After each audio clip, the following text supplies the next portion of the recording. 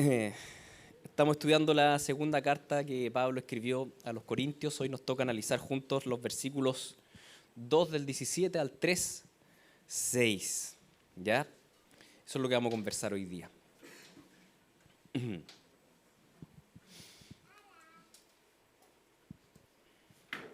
Y dice así: Pues no somos muchos que comercian con la palabra de Dios, sino que con sinceridad, como de parte de Dios.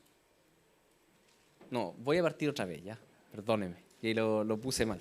Dice, pues no somos como muchos que comercian con la palabra de Dios, sino que con sinceridad, como de parte de Dios y de delante de Dios, hablamos en Cristo.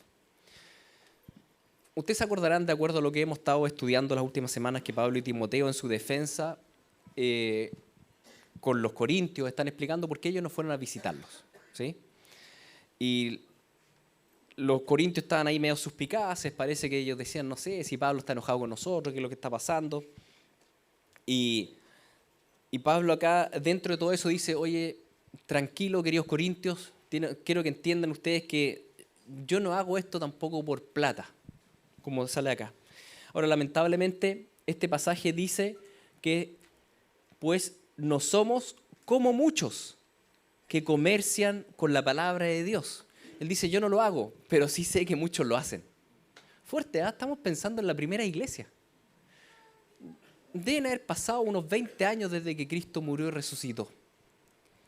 Y ya se comerciaba con el Evangelio. Increíble, ¿eh?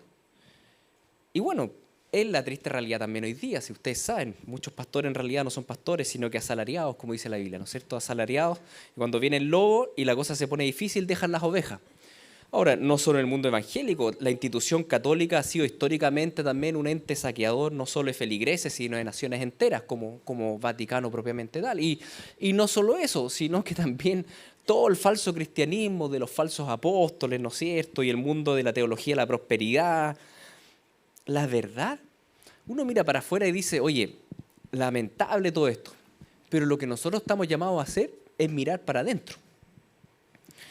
Y debemos pensar, ¿y cómo estoy yo con esto? ¿Cómo estoy yo?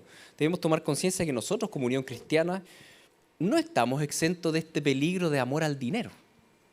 Si al final es un tema de amor al dinero. Pablo acá dice que muchos comercian con la fe. Entonces yo como pastor tengo que continuamente examinarme ante el Señor si no estoy haciendo esto por plata y si realmente lo estoy haciendo para Él. Porque institucionalmente podemos estar ordenados, lo que no significa que el corazón no pueda caer. Entonces no solo tiene que ver con la institución, tiene que ver individualmente con todos nosotros. El corazón es engañoso.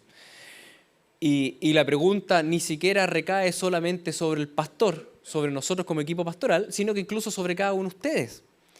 ¿Cómo estamos con el amor al dinero? Por ejemplo, ¿estás diezmando al Señor? ¿O cómo son tus relaciones interpersonales con la hermandad? Como decía Santiago, trata distinto a un hermano que tiene plata que a otro hermano que es pobre. Eso es algo tan común, ¿no es cierto? Que los tratamos distintos. ¿O te gusta visitar más a un hermano acomodado que a un hermano carenciado? También es súper común. ¿Eres más cercano, amigable con los que te pueden bendecir o con el que supuestamente no te puede dar nada? Esas son cosas que en realidad nos ocurren en el diario vivir.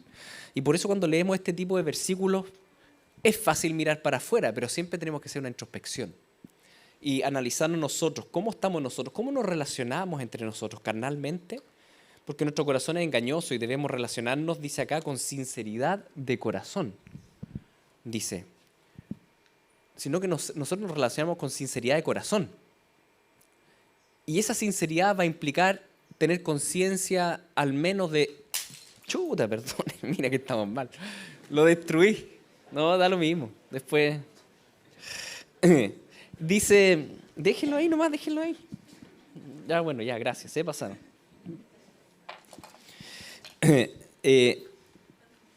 ¿Tú me ayudas entonces, Licita? Y dice entonces que esa sinceridad de corazón tenemos que entender que cuando hablamos con los demás, debemos entender que lo hacemos de parte de Dios y delante de Dios.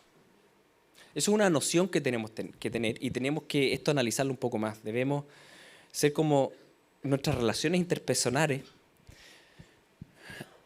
no deben estar guiados por nuestras idolatrías de corazón. Por ejemplo, nuestro amor al dinero.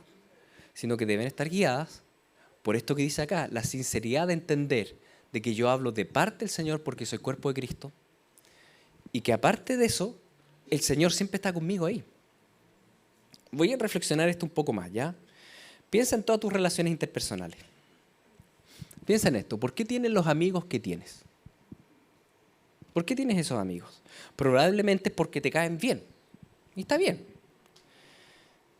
¿Por qué te juntas con los que te juntas? Probablemente es porque te dan algo. Y no digo que se refiera solo al dinero, pero tal vez esas amistades te dan cariño, te dan humor, compañía, tiempo de relajo.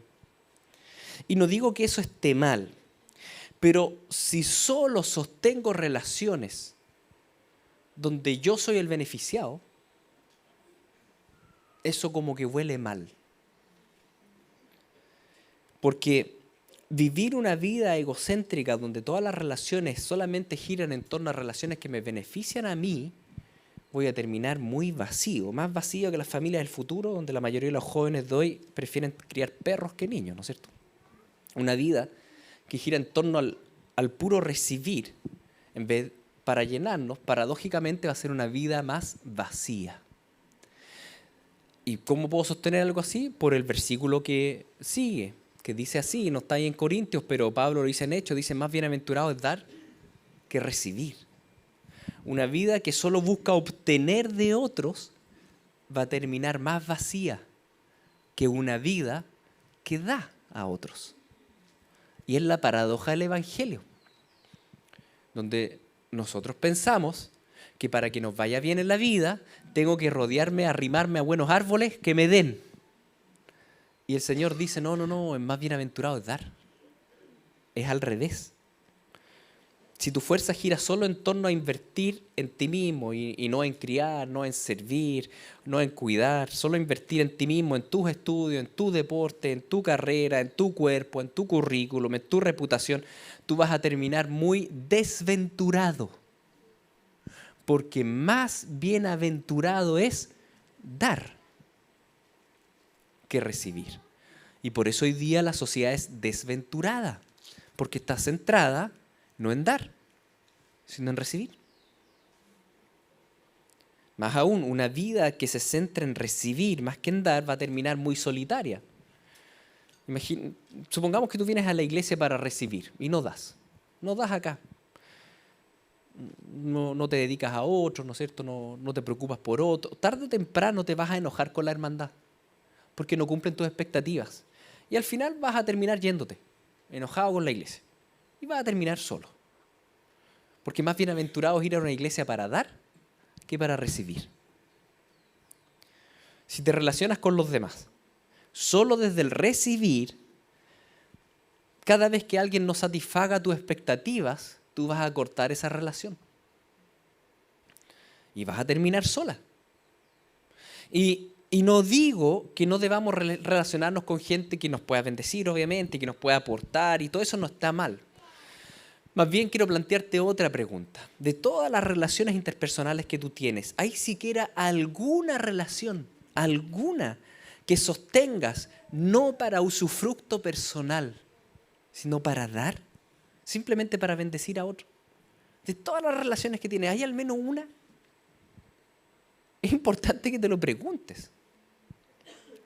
Anoten esa pregunta como tarea, porque si la respuesta es no tengo ninguna relación donde yo me dedico a dar sin recibir a cambio, entonces eso huele mal.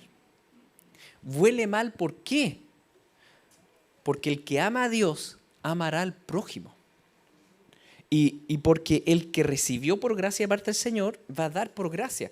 ¿Acaso no enseñó Jesucristo eso cuando nos enseñó en Lucas 14? Dame la siguiente, por favor. Dice, cuando ofrezcas una comida o una cena, no llames a tus amigos, ni a tus hermanos, ni a tus parientes, ni a tus vecinos ricos. No sea que ellos a su vez también te conviden y tengas ya tu recompensa. Antes bien, cuando ofrezcas un banquete, llama a pobres, mancos, cojos, ciegos Y serás bienaventurado, ya que ellos no tienen para recompensarte, pues tú serás recompensado en la resurrección de los justos. Como conocemos este texto, usted lo conoce, pero acabamos de celebrar fiestas patrias, ¿sí? ¿A alguno de nosotros se nos ocurrió invitar a un asado no a los amigos, sino que a los pobres, mancos, cojos y ciegos? La verdad es que eso no nos fluye naturalmente. Uno hace un asado al 18 con la familia, con los amigos. Porque uno está pensando en pasar un buen tiempo. O sea, uno está pensando finalmente igual siempre en uno. Y no digo que esté mal. Estoy diciendo, ¿realmente no hay ninguna relación que sea al revés en tu vida? Eso es lo que tenemos que plantearnos. Porque eso va a ser fruto natural, una relación de dar va a ser fruto natural solamente de un tipo de corazón, de un corazón pobre, manco, cojo y ciego que fue previamente invitado por Dios a una cena, que es la cena celestial. Cuando uno es beneficiario de esa gracia inmerecida del Señor, automáticamente uno quiere extenderlo a otros. Y eso es una señal de un corazón creyente. De gracia recibimos y por eso damos de gracia. Piensa en esto. ¿Cómo se relaciona Dios contigo? ¿Por utilitarismo? Bueno, claramente no, si no le somos muy útiles al Señor. ¿Porque le conviene estar conmigo? No. ¿Porque soy un cieto como persona? No. ¿Por qué el Señor está conmigo? Dame la siguiente. Deuteronomio dice al pueblo de Dios, le dice, tú eres pueblo santo para el Señor tu Dios. El Señor tu Dios te ha escogido para ser su pueblo de entre todos los pueblos que están sobre la faz de la tierra. Y el Señor no puso su amor en vosotros ni os escogió por ser ustedes más numerosos que otro pueblo, porque eran el más pequeño de todos los pueblos, más porque el Señor los amó. ¿Por qué te escogió el Señor como pueblo y puso su nombre sobre ti? Simplemente porque el Señor te amó, dice. ¿Por qué te amó? No es por tu desempeño, no es porque eres súper bueno, por lo útil que le eres, nada de eso. El Señor te escogió por puro amor, punto, dice. Y cuando vivimos esto, cuando lo entendemos, cambia nuestra manera de relacionarnos con las personas.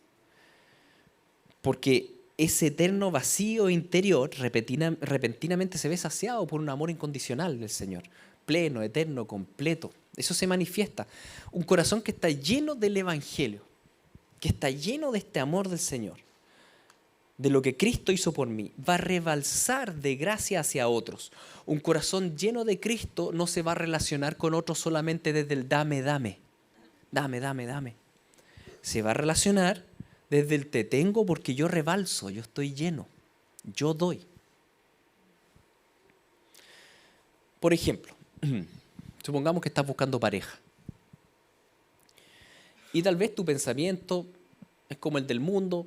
Eres un hombre y quieres una chiquilla que sea linda, curvilínea, a la cual poder besar, y no estás por ningún motivo pensando en ¿a qué mujer estaría dispuesto a entregar mi amor sacrificial de por vida? No estás pensando en eso. Estás pensando en realidad con quién quieres estar tú. El pensamiento del mundo es dame, dame, es succionar lo del otro, y por eso se habla de la media naranja. La media naranja. Necesito otra naranja que estrujar, otra mitad que me llene. En cambio, el lenguaje del Señor es Dios me dio, así que me daré. Dios me dio, así que me doy en sacrificio. No necesito una media naranja, porque estoy completo en Cristo. No estoy a la mitad. Si estuviese a la mitad, entonces claro, funciona solamente estrujando al otro, pero estoy completo en Cristo y desde esa plenitud voy a amar. ¿Quieres prepararte para un futuro noviazgo? Bueno, entonces llénate de Jesús. Aprende a llenarte de Él todos los días. Tal vez creciste con muchas carencias, tienes una constante necesidad de otros y está bien, no es pecado querer estar con alguien, pero debes entender que ninguna persona realmente te va a poder saciar. Es súper importante que entiendas eso. Estás buscando el abrazo del Padre y ese abrazo al Padre ya no fue. Está en Cristo. No puedes buscar en el ser humano terrenal algo que está en el Señor. Todos tenemos un vacío del porte de Dios. ¿Y qué es más? Ese vacío es más grande que el universo, porque dice que ni siquiera el universo logra contener al Señor. Entonces, si buscas llenar ese vacío con un prójimo, con otra persona, con un dame, no se te va a saciar. Y vas a terminar en puro conflicto, porque no va a cumplir tu expectativa el otro. Tu ser en realidad anhela a Jesucristo. Y tu pareja nunca va a ser Cristo. Nunca. Ojalá se vaya santificando en el Señor y vaya creciendo, pero nunca va a poder saciar toda tu expectativa. Así que no te relaciones con el prójimo desde la búsqueda de que el prójimo sea Jesús, sino al revés. Desde tu relación diaria de llenura con Cristo, tú rebalsas para el otro. El creyente tiene, por tanto, como principal mandamiento, ¿cuál es el principal mandamiento? Amar al Señor, es decir, deleitarse en Él, gozarse en Él, buscar la llenura de Él. Ese es el principal mandamiento. ¡Qué lindo mandamiento! Y una vez que estamos saciados, podemos rebalsar. En cambio, si tú no cumples el principal mandamiento, tú vas a intentar buscar del otro, ser saciado del otro, y vas a estrujar tus relaciones y vas a destruir tus relaciones.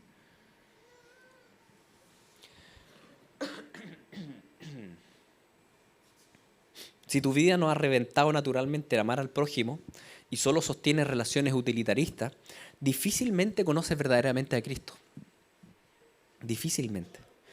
Muchas veces nos decimos ser creyentes, pero piensa en tu propia vida, piensa concretamente en tu vida.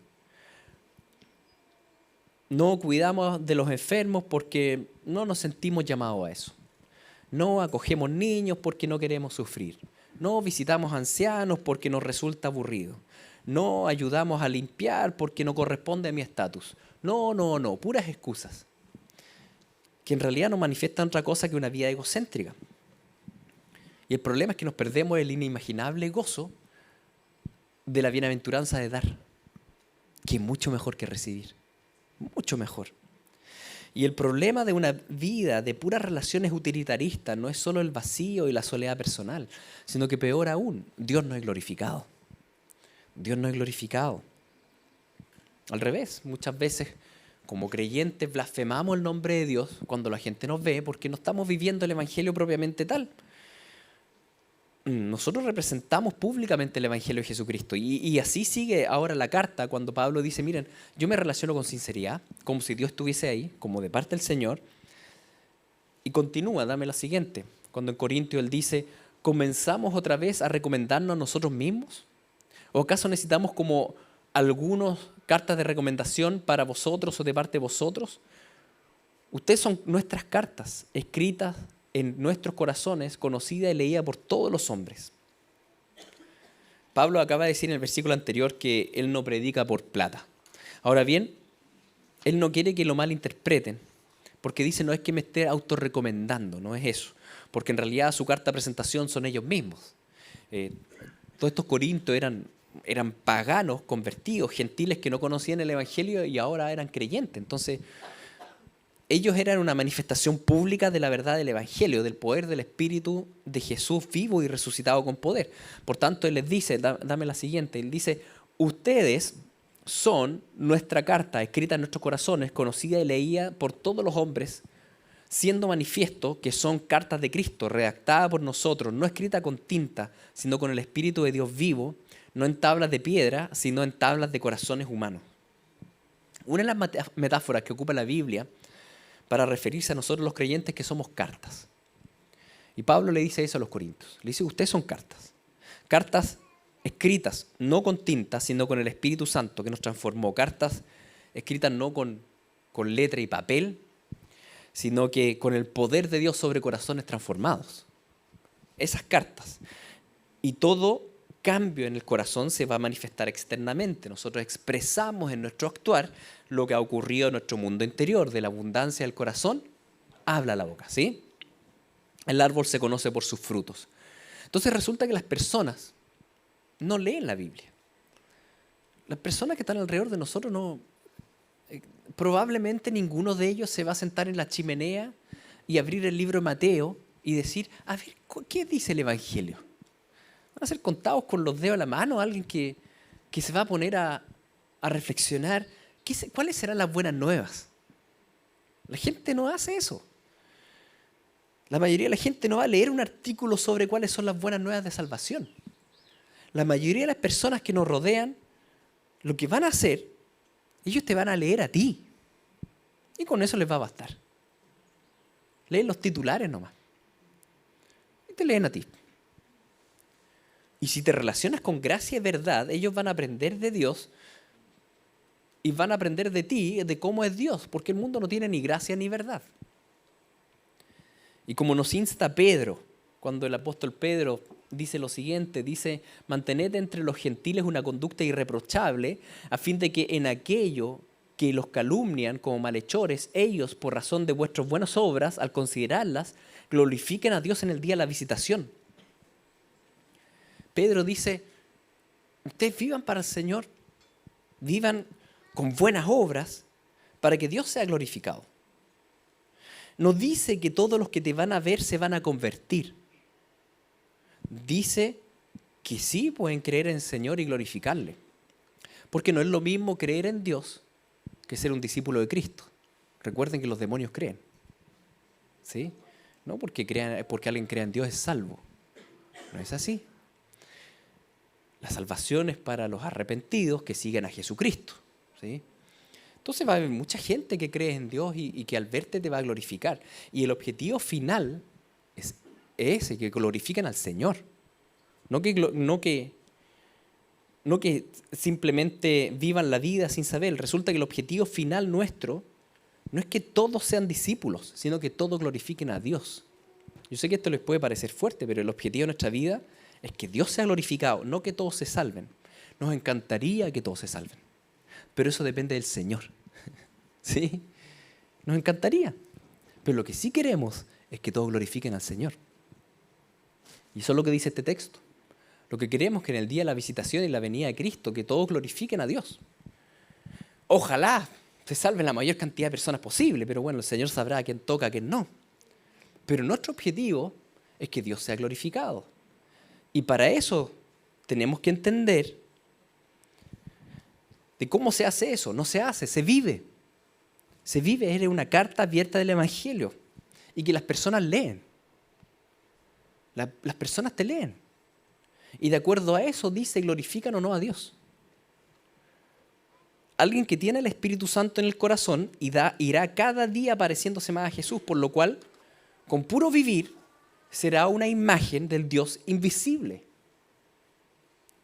para los ojos de las personas que lo vean. El llamado del creyente no es a esforzarse para ser una carta viva, sino simplemente ser lleno del Espíritu y ser la carta que Dios escribió en tu corazón. Vuelvo a Corintios para que esto lo vayamos digiriendo y bajando un poco. Dice, esta confianza tenemos hacia Dios por medio de Cristo.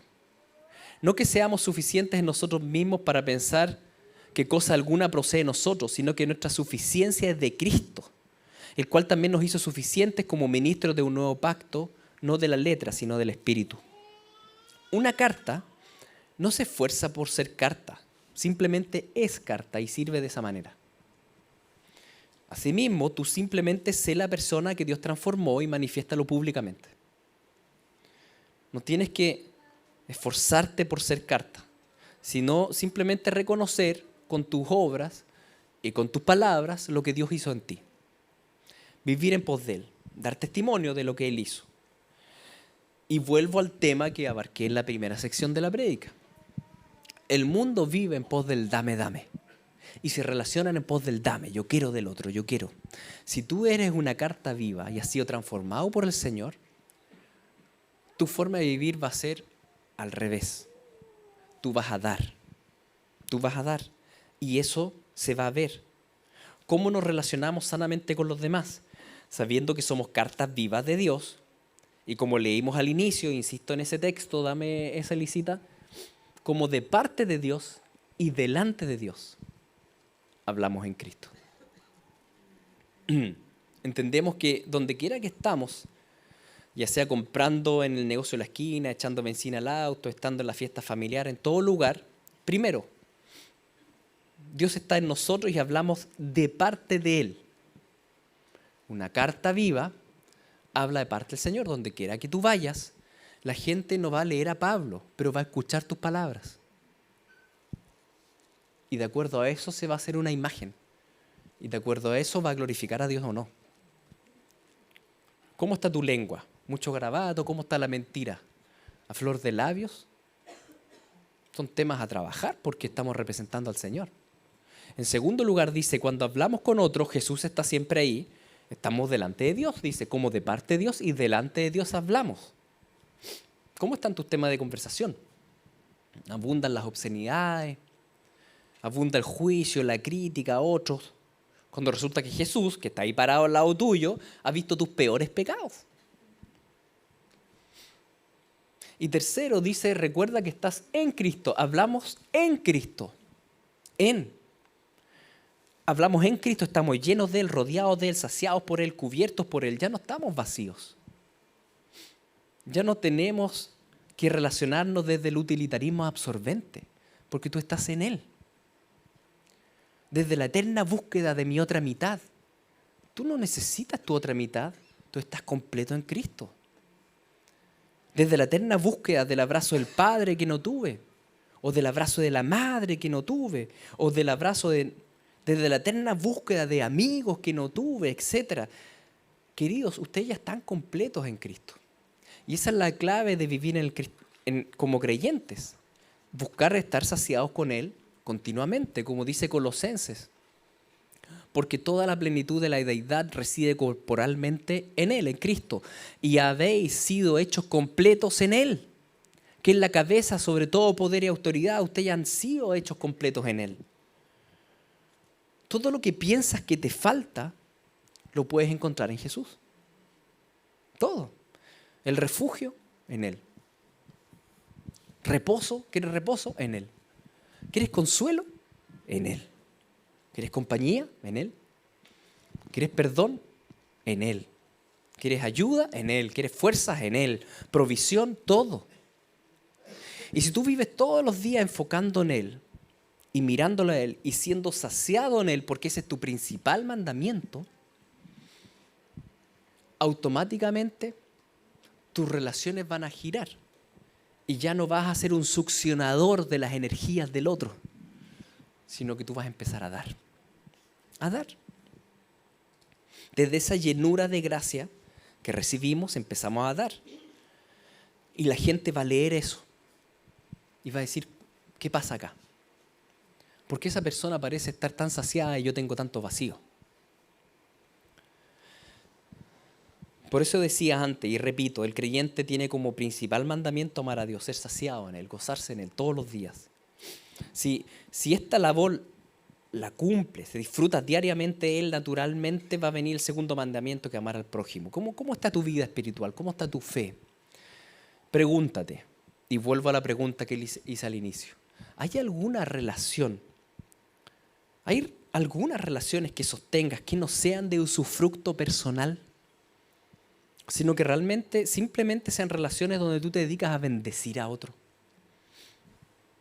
Eso va a hablar mucho de tu vida de deleite en Cristo. Y analiza tus relaciones actuales y las peleas que tienes hoy en día. Si tienen que ver con este mismo punto o no. Tienen que ver con esa búsqueda insaciable de que el otro sea como Jesucristo y no lo es. Y en realidad tiene que ver con tu vacío, que tienes que ser llenado todos los días de parte del Señor.